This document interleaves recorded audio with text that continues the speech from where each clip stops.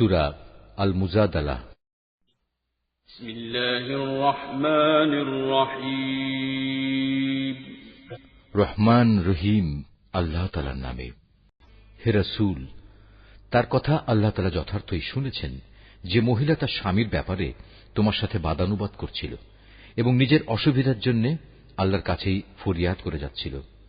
আসলে আল্লাহ তাআলা তোমাদের উভয়ের কথাবার্তাই শুনছেন।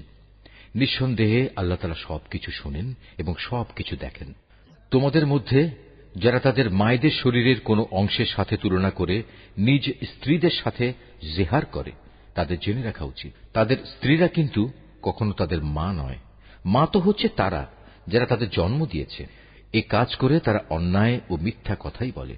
তারপরেও আল্লাহ তাআলা হচ্ছেন মানুষের গুনাহ মোচনকারী ও পরম ক্ষমাশীল।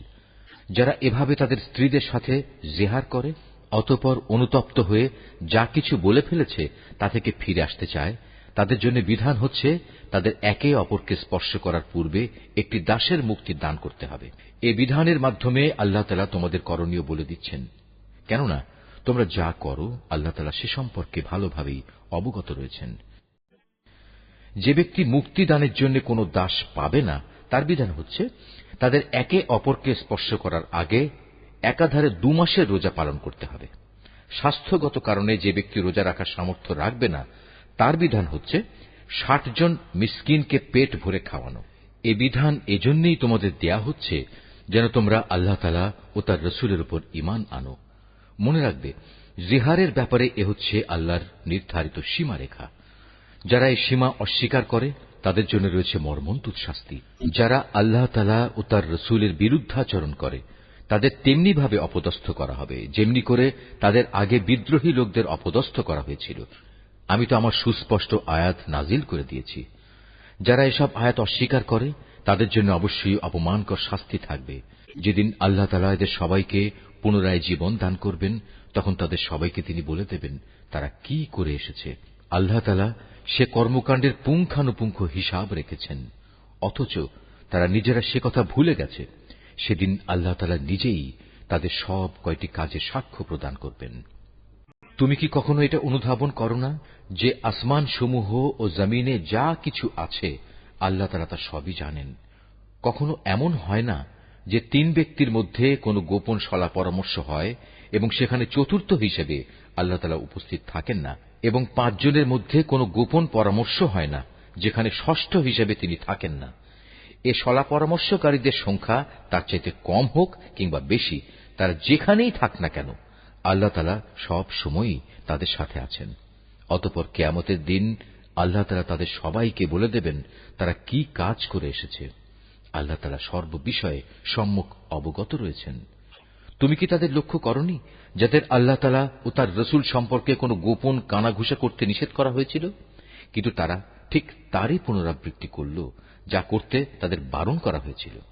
তারা একে অপরের সাথে সুস্পষ্ট গুনাহের কাজ মাত্রাতিরিক্ত বাড়াবাড়ি ও রাসূলের নাফরমানির ব্যাপারে কানাঘুষা করতে লাগল। অথচ এরা যখন তোমার সামনে আসে তখন তোমাকে এমন ভাবে অভিবাদন জানায় যা দিয়ে আল্লাহ তাআলাও তোমাকে অভিবাদন জানান না। আর এসব প্রতারণার সময় ওরা মনে মনে বলে, আমরা যা বলছি তার জন্য আল্লাহ তাআলা আমাদের কোনো প্রকার শাস্তি দিচ্ছেন না কেন? তুমি তাদের বলো, জাহান্নামই তাদের শাস্তির জন্যই যথেষ্ট। তার আগুনে পুড়ে তারা দগ্ধ হবে। কত নিকৃষ্ট হবে সেই বাসস্থান। হে ঈমানদার ব্যক্তিরা, তোমরা যখন একে অপরের সাথে গোপনে কোনো কথা বলো তখন কখনো কোনো পাপাচার, সীমালঙ্ঘন ও রাসূলের বিরোধিতা সম্পর্কিত কথা বলো না, বরং গোপনে কিছু বলতে গেলে সেখানে একে অপরকে ভালো কাজ ও আল্লাহকে ভয় করার কথাই বলো।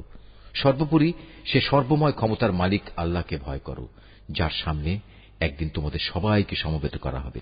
আসলে এদের গোপন সলা পরামর্শ তো হচ্ছে একটা শয়তানি প্ররোচনা, যার একমাত্র উদ্দেশ্য হচ্ছে ঈমানদার লোকদের কষ্ট দেয়া, অথচ এরা জানে না আল্লাহ তাআলার ইচ্ছা ব্যতিরেকে তারা ঈমানদারদের বিন্দু মাত্র কোনো ক্ষতি সাধন করতে পারবে না।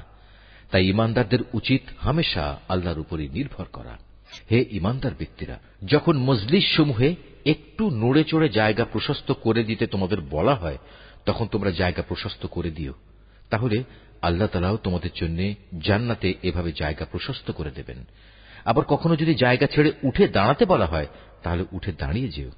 তোমাদের মধ্যে যারা ঈমান এনেছে এবং যাদের আল্লাহর পক্ষ থেকে জ্ঞান দেয়া হয়েছে, আল্লাহ তাআলা অবশ্যই কিয়ামতের দিন তাদের মহামর্যাদা দান করবেন। তোমরা যা কিছু করো আল্লাহ তাআলা সে ব্যাপারে পূর্ণ খবর রাখেন। হে ঈমানদার ব্যক্তিরা, তোমরা যদি কখনো রাসূলের সাথে একাকী কোনো কথা বলতে চাও, তাহলে অপ্রয়োজনীয় কথাবার্তা নিয়ন্ত্রিত করার জন্য তোমরা কিছু দান সাদকা আদায় করে নেবে। এটা তোমাদের সবার জন্য মঙ্গলজনক। রাসূলের মজলিসের পরিবেশ ভালো রাখার একটি পবিত্রতম পন্থা। অবশ্য সাদকা আদায় করার মতো তোমরা যদি কিছু না পাও, তাহলে দুশ্চিন্তা করো না, কেননা আল্লাহ তাআলা ক্ষমাশীল ও পরম দয়ালু। তোমরা কি তোমাদের একাকী কথা বলার আগে সাদকা আদায় করার আদেশে ভয় পেয়ে গেলে? যদি তোমরা তা করতে না পারো এবং আল্লাহ তাআলা স্বীয় করুণা দ্বারা তোমাদের ক্ষমা করে দেন, তবে তোমরা নামাজ প্রতিষ্ঠা করতে থাকো, যাকাত আদায় করতে থাকো এবং সর্বকাজে সর্ববিষয়ে আল্লাহ তাআলা ও তার রাসূলের আনুগত্য করতে থাকো। তোমরা যা করছো আল্লাহ তাআলা অবশ্যই সে সম্পর্কে পূর্ণ ওয়াকিবহাল রয়েছেন। হে নবী, তুমি কি সে সম্প্রদায়ের অবস্থা কখনো লক্ষ্য করনি যারা এমন জাতির সাথে বন্ধুত্ব পাতায় যাদের উপর আল্লাহ তাআলা অভিশাপ দিয়েছেন? এ সুযোগ সন্ধানী লোকেরা যেমন তোমাদের আপন নয়, তেমনি তারাও ওদের আপন নয়। এরা জেনে শুনে মিথ্যা শপথ করে বেড়ায়। আল্লাহ তাআলা তাদের জন্য জাহান্নামের কঠোর আযাব প্রস্তুত করে রেখেছেন। তারা যে কাজ করেছে তা ছিল জঘন্য অপরাধের কাজ। তারা তাদের মিথ্যা শপথগুলোকে নিজেদের স্বার্থ রক্ষায় ঢাল বানিয়ে নিত, আর এর আড়ালে তারা মানুষদের আল্লাহর পথ থেকে ফিরিয়ে রাখত।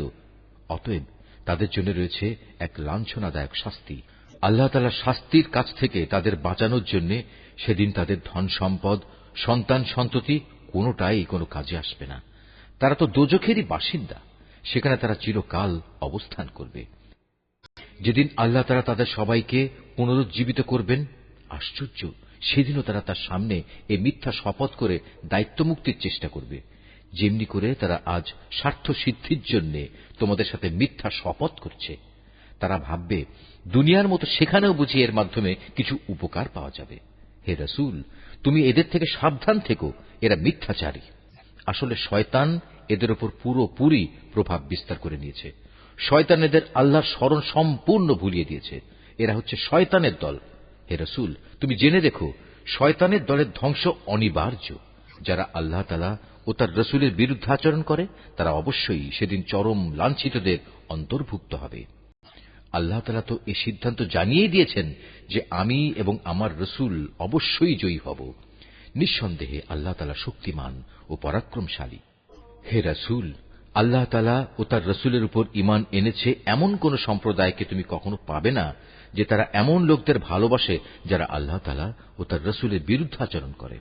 যদি সে আল্লাহ বিরোধী লোকেরা তাদের পিতা, ছেলে, ভাই কিংবা নিজেদের জাতি গোত্রের লোকও হয়, তবুও নয়। এ আপোষহীন ব্যক্তিরাই হচ্ছে সেসব লোক যাদের অন্তরে আল্লাহ তাআলা ঈমানের ফয়সালা এঁকে দিয়েছেন এবং নিজস্ব গায়বী মদদ দিয়ে তিনি এ দুনিয়ায় তাদের শক্তি বৃদ্ধি করেছেন। কিয়ামতের দিন তিনি তাদের এমন এক জান্নাতে প্রবেশ করাবেন যার তলদেশ দিয়ে ঝর্ণাধারা প্রবাহিত হবে। তারা সেখানে চিরকাল থাকবে। সর্বোপরি আল্লাহ তাআলা তাদের উপর প্রসন্ন হবেন এবং তারাও সেদিন তার উপর সন্তুষ্ট হবে।